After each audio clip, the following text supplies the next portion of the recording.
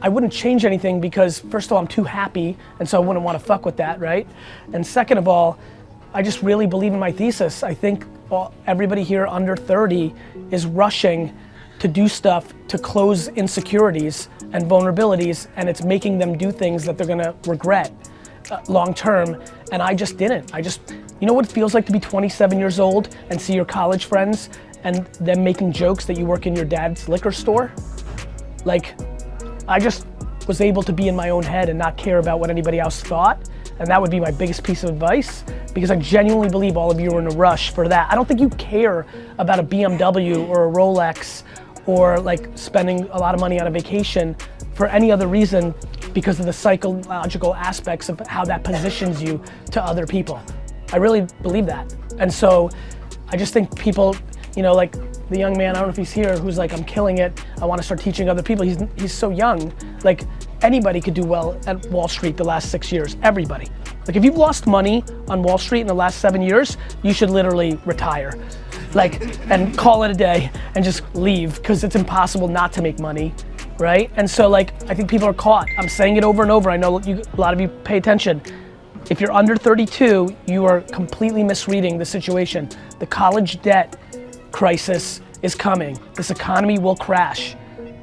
And everybody's behaving like 10 million raising. Like, if you don't make money, you're vulnerable.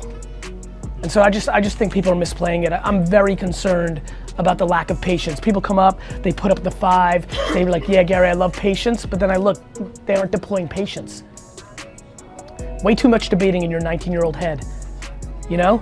Eat shit for 10 fucking years, work for somebody that's smart for free, make minimum wage, live with 7 homies in a 1-bedroom apartment. That's the best way you'll enjoy the rest of your life. That's the furthest thing from people's minds. Everybody's gonna crush it and start a business and fucking kill it. Everybody's so fucking great. 99% of these people in this room have no shot of building a business that is long-term successful unless they go super long tail and super patient. The number one thing I tell all my client service people is you can only control what you can control. Most of my client people are so ideological about their clients. 100% of VaynerMedia's clients don't do even 50% of what I want them to do. Let me just say this very clear. 100% of VaynerMedia's clients aren't even 50% doing behavior I want them to do to make their business bigger. And I'm Garyvee. You know, like, so, you know, I think you need to be historically correct. So I think the other mistake that people make is the other way, which is you pander to the client. And you're saying the things that you know they want to hear. You need to be historically correct. You know, if you believe in something, you have to die on that sword, because it feels really bad when then that plays out, but you never said anything because you knew the client didn't want it, and then they're blaming you for it, and you're like, fuck, I always knew it. That's a way worse L than dying on your own sword. And just recognizing that you can't control shit. Like, today it's going great, and now that person rotates or leaves the company and your new person sucks. Like, I don't dwell on the shit I can't control. I wanted to eat shit for a decade and build this Vayner machine so I could buy businesses. So I won't fire the clients because I have a mission in a 50-year macro. I eat shit every fucking day. I dislike being at the mercy of other people, but I know what I'm doing in a 40-year window, and so that's why I'm choosing. So since I made that decision, I hate when people are like, I hate this shit. I'm like, then quit and go fucking do something else. You're in fucking control. You're in America.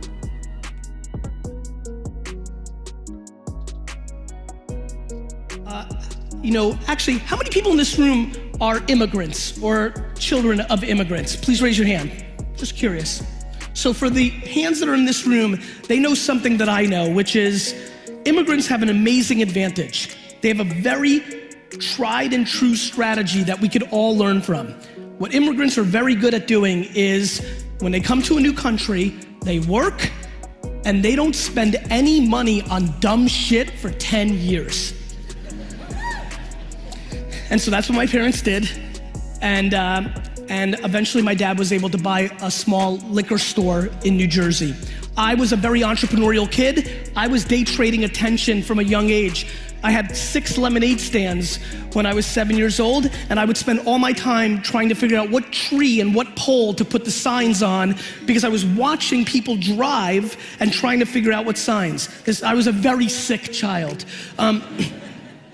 When I was 12 and 13, I was selling baseball cards, which were very popular in the United States at the time, and I was making $1,000 to $2,000 a weekend selling them in the malls of New Jersey, which was great, and I was rich for a young kid, and it was fantastic. But then my career changed. My dad dragged me into the liquor store, and I hated it at first, but luckily I realized that people collected wine. I was into collecting sports memorabilia. That was my passion, that was the connection. And I decided that I was gonna jump into my family business, open up 4,000 liquor stores across America, sell the franchise one day, and buy the New York Jets American football team, because that is my dream. You two stand up, you two stand up. Let's clap it up for these guys.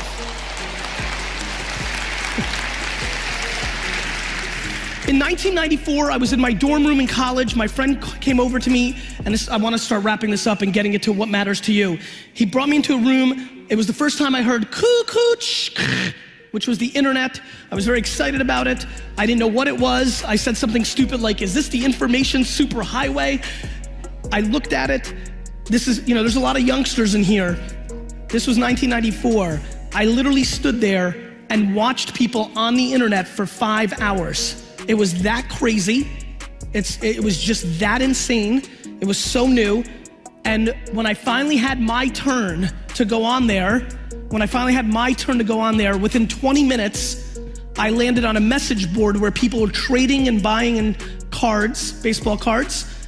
And I realized, my God, I can do business on this thing. And over the next year, I went headfirst and learned about eBay, learned about what was going on in Amazon, started learning the early internet culture, and in 1996, I launched WineLibrary.com, one of the first 2 e-commerce wine businesses in America. From 1998 to 2003, in a 5-year window, I grew my dad's business from a $3 to a $60 million business on very, very important terms that matter to this entire room. I had no money. It was a $3 million business that had 10% gross profit, $300,000 before expenses. There was no marketing budget. What I needed is to make every penny work like a dollar. So the strategy became day trading attention. When you day trade attention, my friends, here's what you do. You don't overspend on what everybody believes is tried and true. Every single company in this gorgeous conference right now is grossly overspending money on things that they've been doing for the last decade, because it's the things that they accept, or the reporting justifies it, or they're just lazy to try something new. Everyone. And so what you do when you day trade attention is you have to find angles. What's underpriced? How many people here do email marketing or have done email marketing in their lives? Raise your hands. Perfect, a lot of you. In 1997, I started an email newsletter. Most people that came into my liquor store didn't even know what email was in 1997. I collected, and in 1998, I had a 200,000 person email newsletter with 91% open rates. Now, it's not because I was a genius, and I know a lot of you sit here just like I do with emails that are 13 to 23% open rates today. It's that in 1997, nobody was emailing. We hadn't ruined it yet. One thing I promise you, more than I know that the sun will come up tomorrow, I know that marketers ruin everything.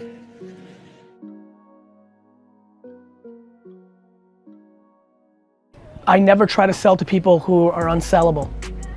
I just don't try to convince anybody. If I have a meeting, like at a diner with some pancakes, I meet the guy, I tell him my piece, he says no, I'm like, cool, mazel tov, see ya. Just like the film that dude made. Like, I don't care what Goran does, I don't care what any of you do.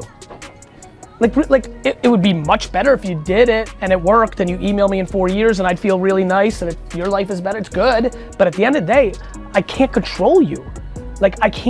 I can't control you. I love this new kick where, as you guys know, I'm like, stop watching me, right? So people think it's cool to email me and say, I've stopped watching you, I've unsubscribed. But then they're, no, let me get to the punchline. But then I watched it because I was curious. I was pumped about that at first until I caught something in a stream once, which put me down a rabbit hole. Now I look at their behavior. So literally, this is how I think people are misplaying it. They're watching my stuff. I'm proud about my stuff. I think it works. They see a piece of content where I get on this tangent that I'm desperate for you guys to do. I'm so desperate for you actually to execute that I get to the extreme where once in every 4 months I'll look at the camera and be like, stop fucking watching me, just do. So I've watched all the people that are saying that, so they stop watching me and then they go watch worse shit.